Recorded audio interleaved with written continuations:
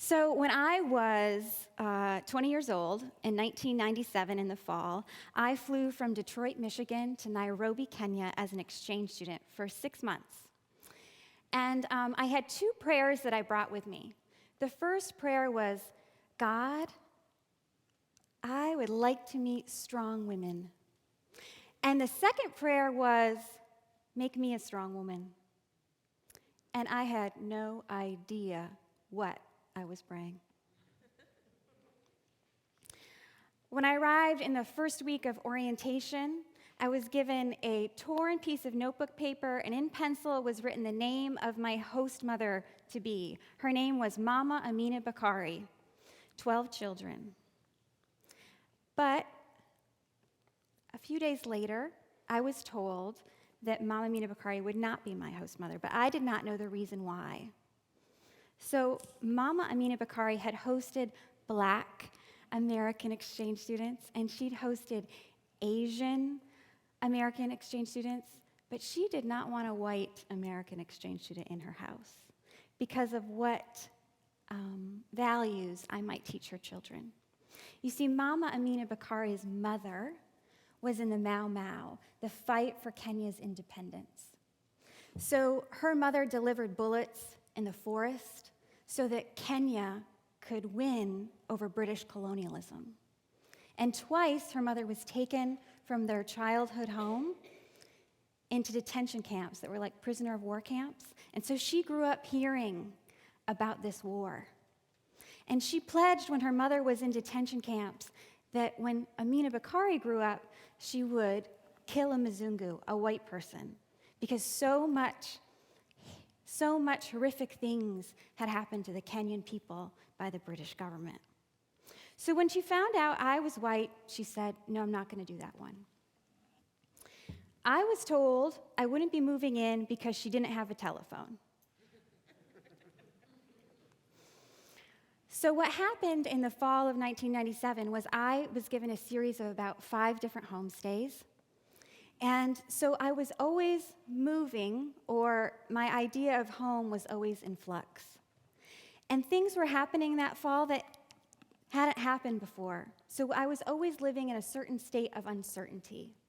There were 14 of us on this program, and there were the roads were not kept up in Kenya quite as they are here, and public education didn't exist, so crime was a lot higher. So all of us either were mugged or were in car accidents or got a little sick because the food was different. I fell into the last category, and I, at one point, got so dehydrated that I was admitted to the hospital.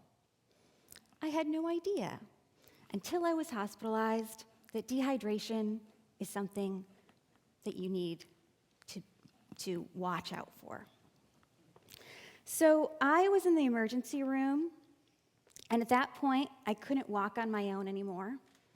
And I was lying in the ER, and my body began to shake, and I couldn't control it.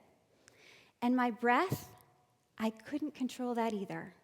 And for the first time in my life, I understood why breath is so essential to life. And so I said to God, God, I really need you right now. In that moment, my eyes were closed, and I wasn't fully conscious, but I could feel the thumb of a woman on my forehead, and she was stroking my forehead, and she said, everything's going to be okay. Everything's going to be okay. I was in the hospital for about 3 days, and on the 3rd day, one of my professors came, and he felt very bad, because in Kenya, guests are everything. And so he felt very bad that I got sick in their country. And he said, can I do anything for you?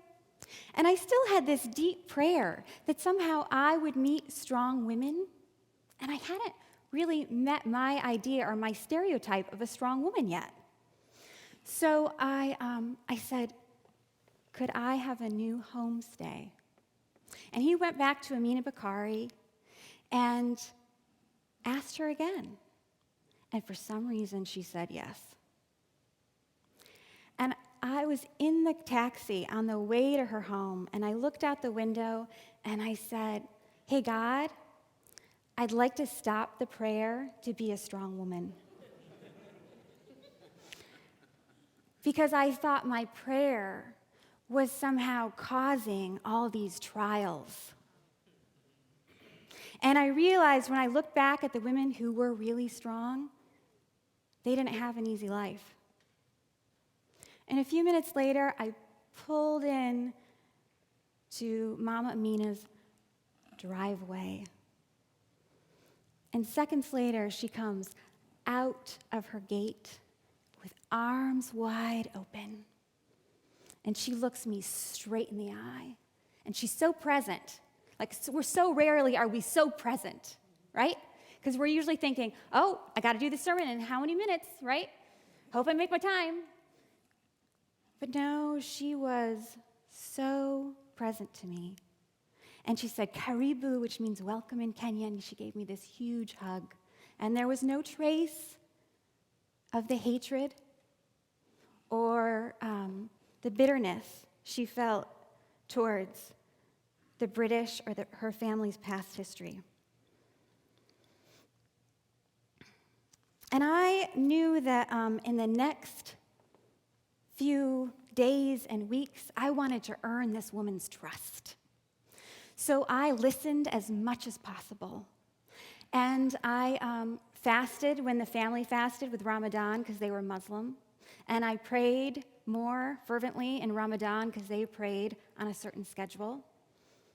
And I listened and listened and listened because I could tell that this woman had a lot of strength and a lot of presence.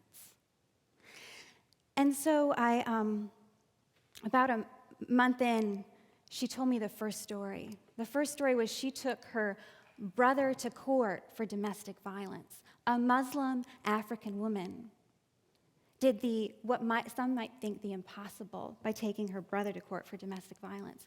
And her mother stopped talking to her when she did this. And she would come home at night, and after the kids went to bed and her husband was in bed, she would pray for hours and hours because she needed strength. She needed peace no matter how this came out. She ended up winning the case against her brother, but what that story taught me was that the roots of her strength were rooted in a faith.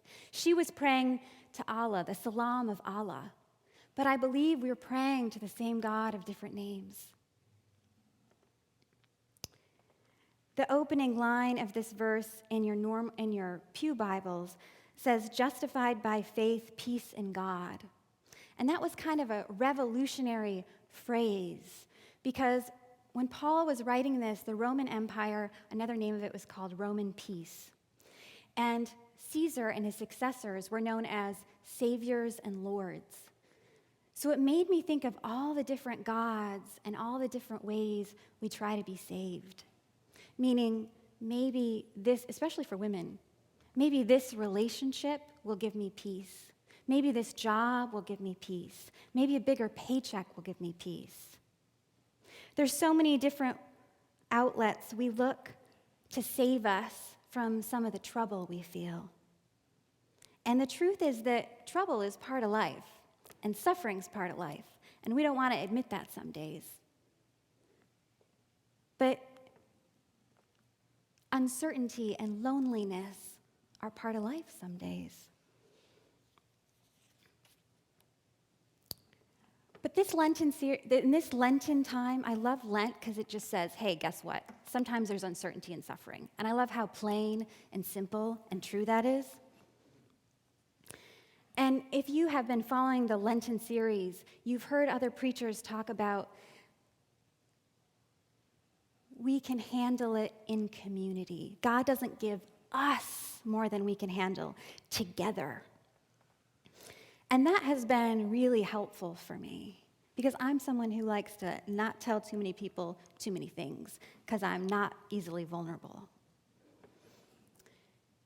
But I remembered back to those hospital days, and when I was in that hospital feeling a little isolated at times, there were moments where I could literally feel my faith community at home in Michigan praying me through.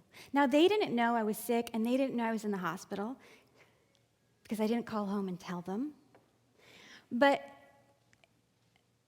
my parents had asked their faith community and their church to pray their daughter through, no matter what would happen, because they wouldn't see their daughter for 6 months. And they knew enough about life to know that all prayers are welcome, because you don't know what might come.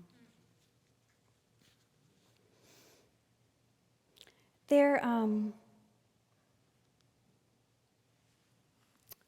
prayers I prayed in the beginning of this journey, Lord, make me a strong woman and let me meet women of strength, might seem unrealistic, a little impossible. But I ended up recording over 60 hours of Mama Mina's life stories. She defined strength to me in a number of ways, that a woman's strength is rooted in their faith, in their forgiveness, in their humor, in their ability to be so present with you, you're completely seen. In her way that she would celebrate every person who walked through the door. First thing she'd say after a greeting was how amazing you were. She taught me a lot of other things. On the day before I left Kenya, I was packing my suitcase. And she knocked on the girls' bedroom door, and she came in, and she was holding a piece of fabric. And she sat down, and she said, when my mother died, I saved all of her dresses for my daughters. This dress is yours.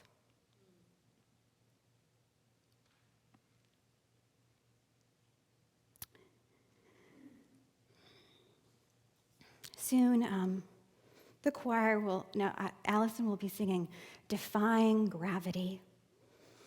And there's lyrics in it about something's changed within me, I'm not the same. Trust your instincts, leap.